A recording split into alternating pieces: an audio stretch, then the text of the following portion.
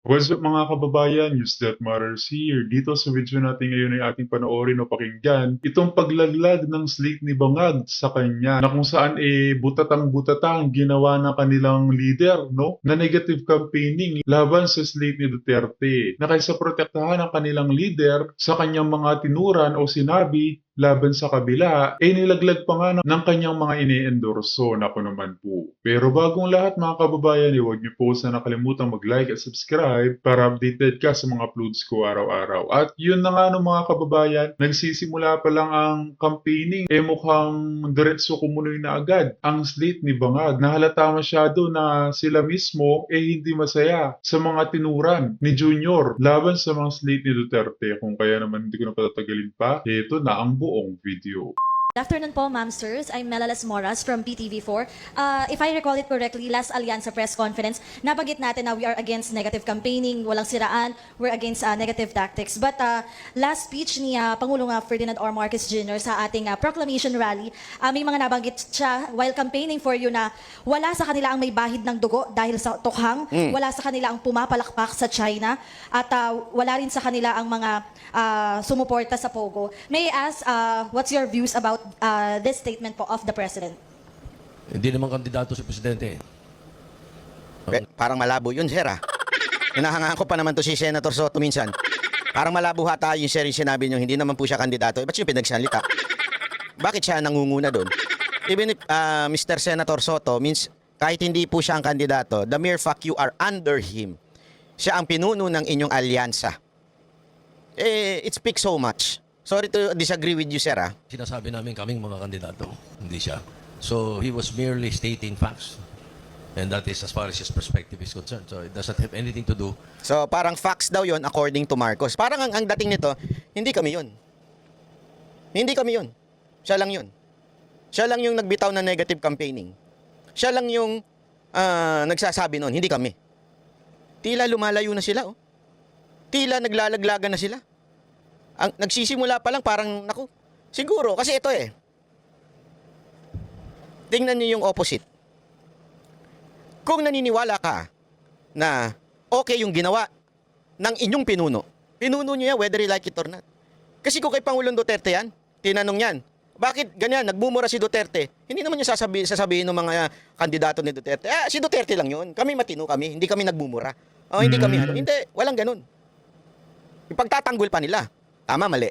Correct. Diba? Noong panahon na nagmumura si Pangulong Duterte na bastos, lumayo ba yung mga kasamahan ni Pangulong Duterte? Lumayo ba yung mga senatoriable ni Duterte? Hindi. Ipinagtanggol si Pangulong Duterte. Ipinagtanggol ang mga sinabi niya. Hindi ho lumayo. Ba't tila ata dito, lumalayo kay sir. Parang sinasabi niyo, hindi naman siya yung kandidato. Kami naman yung kandidato. Hindi naman kami involved sa negative. Siya yun. Kami hindi. Parang ganun eh. So it's simply, kung analogy ang ating titignan, para mong sinabi na siya lang yun. Yung negative campaign, siya lang gumawa nun. Kami, out kami dyan, hindi kami gagawa ng ganun. So, inilalayo niyo yung sarili niyo doon sa inyong pinuno. Ako yung nagtatanong lang, sir, ha? Tanong lang po ito. Doon sa sinasabi sa amin ng aming campaign manager na walang siraan o walang ano. Kaming mga kandidato yun. How about others lang po? So ako, ang realization ko dito, ang aking opinion dito, alam nila na mali yung ginawa ni Marcos. Alam nila na mali yung ginawa ng kanilang pinuno. Kaya medyo lumalayo sila ng konti dun sa issue. Di ba? Maniwala kayo sa akin sa hindi. Hindi nyo maiiwasan to eh. Mahirap ipaliwanag ito. Kaya nga ako, kung sino man yung bumubulong kay Marcos, wag nyong, ewan ko kung ginagago nyo si Marcos dahil may ibang gustong umupo. Alam naman natin kung sino yun. Hindi ko na kailangan espelingin ang pangalan no, mahaba-haba eh. Di ba? Mr. President, mag-ingat ka sa mga nakapaligid sa'yo kahit ka mag-anak mo. Baka mamaya pag ginawa mong Vice President yan, bigla kang ilaglag niyan. Di ba? At pag nailaglag ka niya, mabagok ka, delicates. Kaya ingat ka. Ako, ito, payong ano to, mag-ingat kayo dyan. Kaya ito sabi ko nga sa inyo, mas concerned pa ako kaysa doon sa mga tarantadong loyalista eh. Bakit? Yung mga tarantadong loyalista at mga vlogger na tanso, nabayaran na yan eh. Nabayaran na yan at iba na pinagtatanggol yan, hindi naman na si Marcos eh. Pansinin ninyo, ang pinagtatanggulan niya iba. Alatang bayad eh. Di ba? Ako nga concern ako eh. Concern ako kay Marcos at sinasabi kong, sir, huwag kayo makikinig sa mga kapaligid sa inyo. Sablay. Ano pa sinasabi ko? Mag-ingat kayo. Baka mamaya yung gagawin yung Vice President, yan ang maglaglag sa inyo. At ayaw kong maging presidente yun. Tiisin ko na yung 6 na taon ninyo kaysa doon sa walang yang yun. Na hindi, ako mas concerned pa ako dyan sa mga bayarang vlogger dyan eh. Na mga tanso vlogger. Kasi iba na amo niyan. Kunwari lang yung Marcos pero iba na amo niyan. Iba na, maniwala kay sa akin. Sige po. Well, tama si Tito Sen. Tingnan mo na. Ay, Pati si Erwin Tulfo, tama si Tito Sen. Iba si Marcos, iba kami. Laglagan na yung aga pa. Kasi simula pa lang ng kampanya, naglalaglagan na kayo. Kakahiya. Kaya tuloy, ang bansag sa inyo, Team Sinusuka. Oh, Team Suka at Team Sinusuka, saan kayo? Oh, ilagay niyo yung comment nyo dyan ha. Gusto kong malaman kung kanino kayo. Sa Team Suka, yung mga bumibili ng suka nun, gumagawa ng suka nun. Nandyan sa speech yan ng mga taga-PDP. Di ba? Gumagawa, si Bato, gumawa ng, nagbebenta at gumagawa ng suka. Si Pastor Kibuloy, gumawa din ng suka at nagbebenta rin yung kanyang grupo. Nandyan ho, yung mga Team Suka. Kanino kayo? Team Suka o Team Sinusuka? bagamat siya po ay ika nga Pangulo natin, pero hindi po siya ang kandidato. So, meron po siyang idea, may opinion. Nag-usap-usap na po itong alyansa na we will stay away from negative campaigning. Dito pa lang yung makikitaan na, no, na mga walang buhay ang mga slate ni Bangag. Paano nyo pa iboboto ang mga ito kung dito pa lamang hindi na masaya sa kanilang leader na si Bongit. Ang sakit sabihin nun. Yari kayo doon sa sumulat. Mantakin mo, hindi nyo man lang dinipensahan yung pinuno ninyo. Pwede nyo naman depensahan na that is not a negative campaigning. O, diba? Pwedeng ganyan. That is just the truth that we all stand together. Pwedeng ganun eh. Kasi ang problema ko sa inyo, mga sir, mga ma'am, ayaw ninyong tumayo at natatakot kayong malaglag. That's the truth. Kaya nag-iingat kayo sa mga sinasabi ninyo because it's time for campaign. Correct. So natatakot kayo na magkalaglagan. Kaya bilib na bilib ako doon sa, kanina umatin po ako doon sa PDP proclamation. Bilib na bilib po ako sa bawat kandidato na naandoon. Alam naman natin kung gaano, di ba sinasabi nga ni VP Sara Duterte, sabi niya na hindi pa ako sure kung mangangampanya ako, baka hindi lang makabuti dito sa mga senador ng PDP o ng mga Duterte. Pero alam mo, Ma'am VP Sara Duterte, hanga ako sa mga PDP senators and Duterte senators. Kasi they stood their ground. Bahala na kayo umintindi. Hindi, tumayo sila doon sa kanilang prinsipyo. Diba? Tumayo sila doon sa prinsipyo nila at sinasabi nilang, basta Duterte kami. Kaya nga ang sigaw doon, Pilipinas, Duterte pa rin. Hindi mo sila yung natatakot, na nasabihin na sila yung maka-Duterte. Walang ganun. Di ba? Proud pa Ako sila. nagulat din ako. Ito personally, nagulat ako. Kasi dun sa iba, expected ko ng mga maka-Duterte. Di ba? From Bato, Bongo, Pastor Kibuloy, and the others. Sila Tony Jimmy Bondoc. Alam ko na maka-Duterte. Pero nagulat ako dun sa interview ni Atty. Vic Rodriguez. Nung tinanong siya, ano yung nagagamit mong emoticon? Alam mo, nagulat ako. Akala ko kasi sasabihin niya, smiling face, o kaya heart.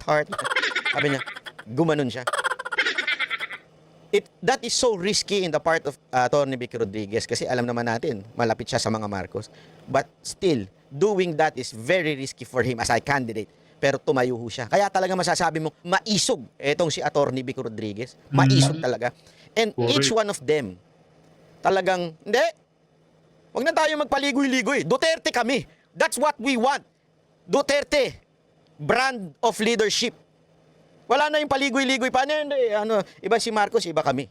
Hindi kami katulad ni iba yung ginagawa ni Marcos na negative campaigning, iba kami. Dito, nangangampanya pa lang, ganyan na kagad ng tabas ng mga dila ng mga support ng mga senator ni Marcos. Ang gagawin na lang po namin, siguro, lahat naman ho kami ng mga kasama ko rito, we will just base it on our performance. Hindi po namin babanatan yung kabila, kundi ilalatag lang ho namin yung mga nagawa. Kumpiyansa po ako na itong mga kasama ko ho ngayon. Sir, ano yung nagawa ninyo? Sorry Eto, kaibigan pa naman ito. Hindi kasi kaibigan po. Dati yung Duterte ito, kaibigan ho nila Mocha ito. Madalas intervene si Mocha nito. Sir, ano po nagawa ninyo? Yung ayuda? Okay. I agree naman. May nagawa siyang ayuda. Ako, naniniwala ako na malaki ang naidulot niyang ayuda. Kaya lang, sir, I disagree doon sa ayuda. Hindi kailangan ng bawat Pilipino ang ayuda. Ang kailangan ng bawat Correct. Pilipino ay matinong trabaho. When I say matinong trabaho, patas na sahod sa probinsya at sa Maynila.